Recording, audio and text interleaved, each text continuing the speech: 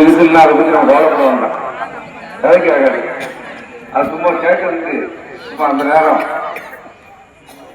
போயிடும். அந்த சத்தம் எவ்வளவு வேகமா வருதோ அந்த வேகமாக போயிடும்.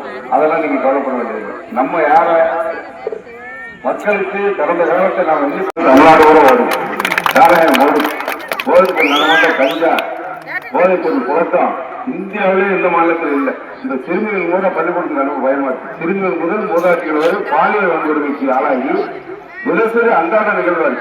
தமிழ்நாட்டில் இது வரைக்கும் சுதந்திரம் வந்ததிலிருந்து நீ குடியிருக்க நாளில் உங்களை சந்திக்கும். அதான் முதல்ல குடியிருக்கிற வாழ்க்கைகளை சொன்னேன். இப்படி நாடு நம்ம நாடு சுதந்திரம் பெற்ற பிறகு தமிழகத்தில் வெளிப்பட்ட ஒரு கேவலமான வெட்டமான அசிங்கமான நிலை இதுவரை தலைகுனிவு ஏற்பட்டதே இல்லை. இந்த 5 வருஷமா சட்டம் ஒழுங்கு கட்டி பிடிச்சு வரப்போச்சு. பாதுகாப்பு உயர்ந்து போச்சு, மின்சார கட்டணம் உயர்ந்துச்சு, பத்திரப்பதிவு கட்டணம் உயர்ந்து போச்சு, விலைவாசி உயர்வு வெண்ணெய் பற்றி போச்சு. ஆக எதுக்கு இந்த ஆட்சி பிறகு இன்சூரன்ஸ் நிவாரணமும் புரட்சி தலைவர் அம்மா இருக்கும்போது சரி, எடப்பாடி இருக்கும்போது அள்ளி கொடுத்த ஆட்சி அண்ணா சொல்றாரு. இவங்க டெல்லி கூட கொடுக்கல. இந்த 4 வருஷமா இன்சூரன்ஸ் வந்துச்சோமா, நிவாரண இன்சூரன்ஸ் வந்துச்சா?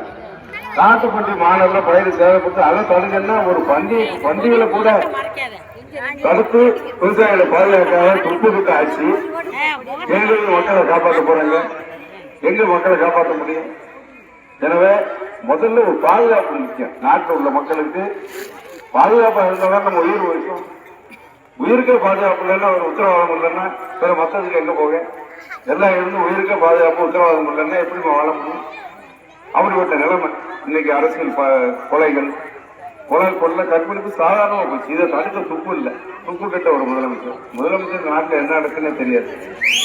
ஒரு முதலமைச்சர் மாதிரியா இருக்காரு. பேண்ட் ஷர்ட் போட்டு காலையில் பள்ளிக்கூடத்துக்கு காலேஜுக்கு ஏதோ ஆபீஸுக்கு வேலைக்கு போற மாதிரி போறாரு. அதோட ஒரு முதலமைச்சருக்கு ஏன்னா நாட்டில் யதார்த்தம் தெரியாத முதலமைச்சர். எடப்பாடியே ஒரு விவசாயத்தை பற்றி தெரிஞ்சவர்.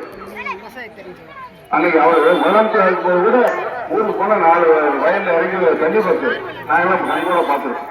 அதனால குடிமராமத்து பணி என்ற அற்புதமான திட்டத்தை மன்னர்கள் காலத்தில் இருந்த திட்டத்தை கொண்டு வந்து குடிமராமத்து பணி திட்டத்தின் மூலம் ஏரிகள் குளங்கள் கண்மாய்கள்லாம் கடந்த ஆட்சி காலத்தில் எங்க ஆட்சி காலத்தில் சூழ்வாதி அந்த வண்டல் மண்ண விவசாயிகள் பயன்படுத்திக்கலாம்.